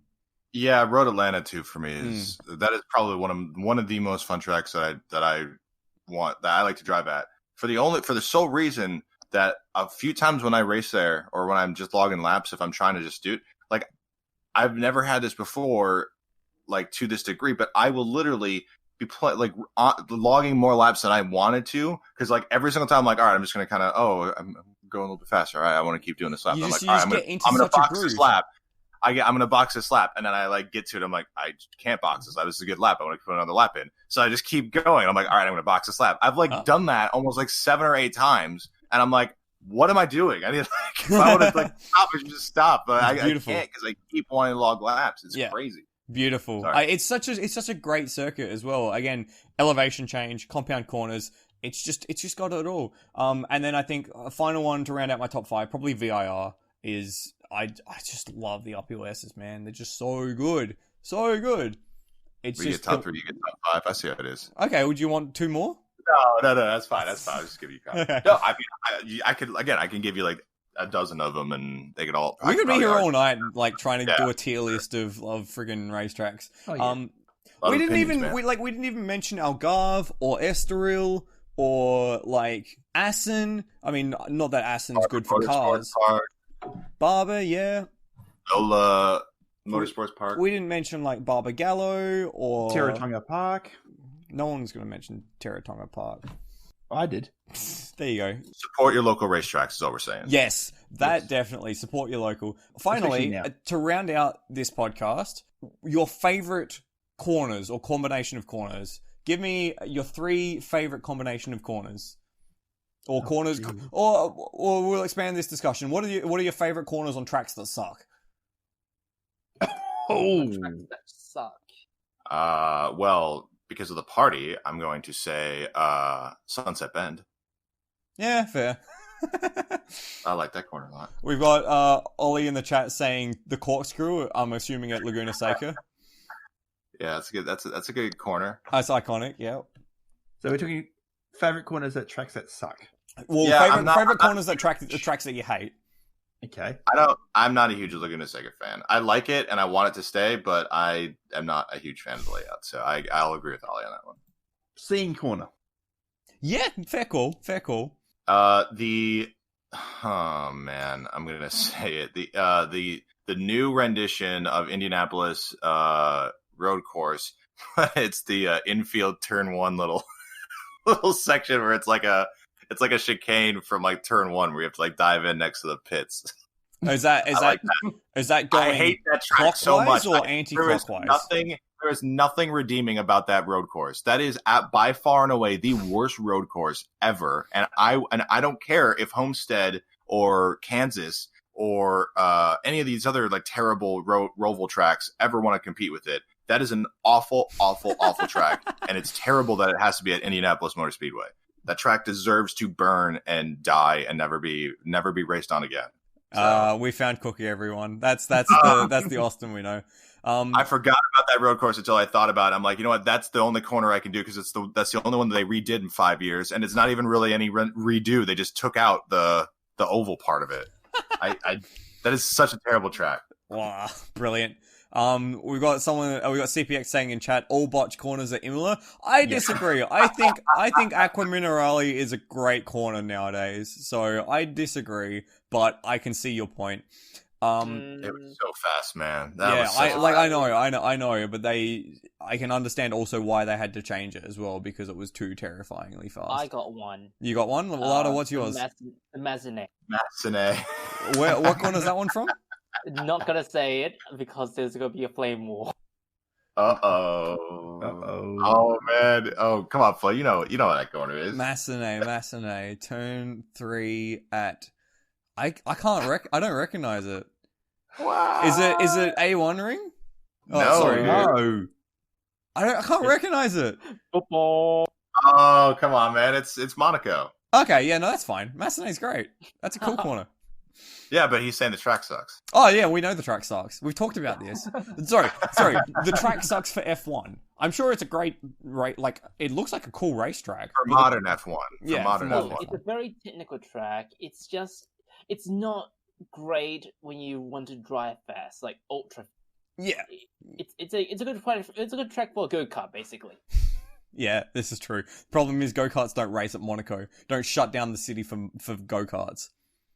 Doesn't Porsche Cup, because they're like allied with Formula One in some of the events, don't they race at Monaco? Yeah, I'm pretty sure like the F1 has support categories, but it's not. Yeah, I'm just saying, like, I think I'm just saying, I wish I could, if there's races up, I kind of want to see how those are, just to get a comparison between, like, some slower speed cars that also don't rely on downforce and can actually maybe overtake in other spots. And if it is any better, or if it is kind of maybe the modernization of the track has made it kind of meh.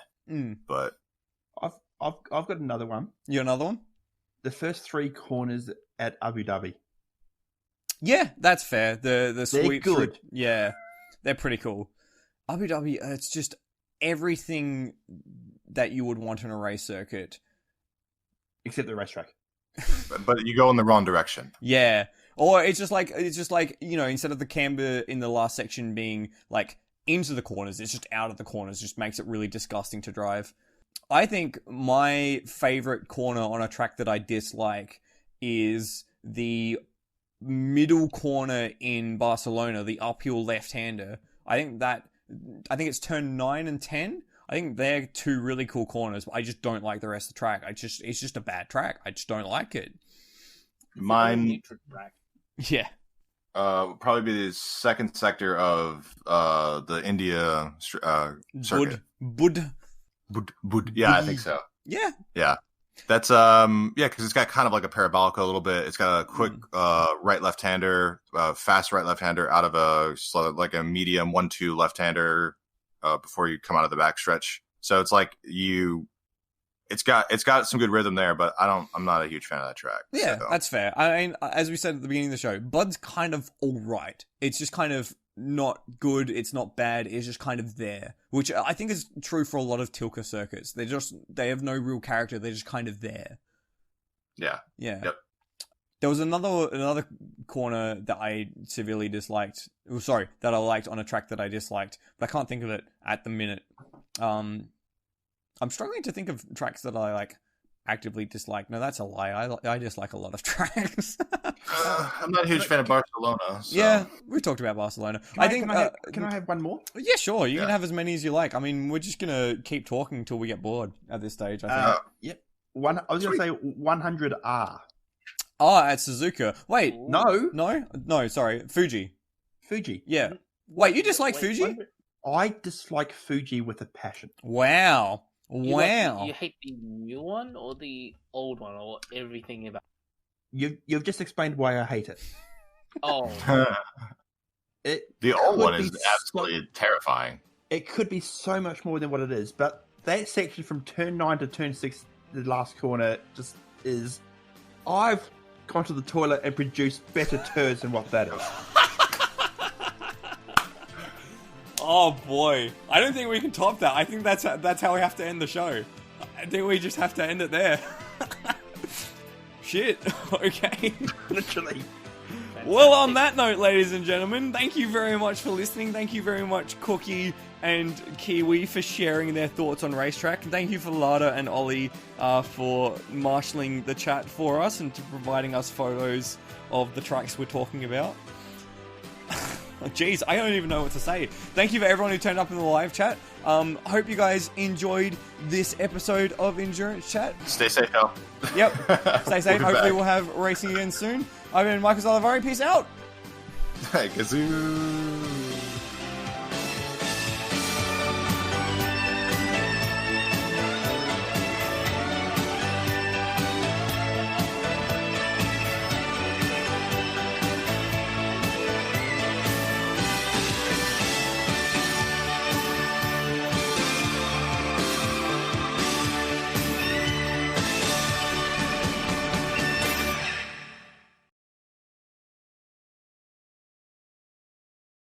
Okay, so I f***ed up. Shit, one of my favorite tracks is the Targa Floria. What am I talking about? What the f***? Targa Floria. What? I love that track, man. The 40 mile loop, or is it the 40 kilometer loop? One of them. I put a lot of hours into that, so I know probably the first like 20 miles pretty well, but after that it still gets a little hazy. But I love that track. What about the Migale Digagada? Whatever the you fucking called it's it, like you it's like absolute 1,000 heathen. miles, dude. I don't know. You the uncultured heathen. uncultured. Import racetrack. It's, I'm guessing by the amount of swearing that we're done with the podcast. Oh, I'm still recording. I can put all this in. Just bleep it. Yeah. Yeah. Isle of Man TT. That's also very good. Yeah, we never talked about the Isle of Man TT. That's probably Yeah, you were assailing my credibility while I was trying to talk about that, sir. Oh, really? Oh, I'm sorry. Actually, I'm not even No, sorry. we were doing that. It was literally while you were like, yeah, we were commenting on how I badly pronounced it. I was like, but yeah, I was like trying to change subject and talk about Isle of Man. And No, but I wanted to berate you, Kilky. I know you needed to. It Yeah, I was did. necessary. Yeah, it was.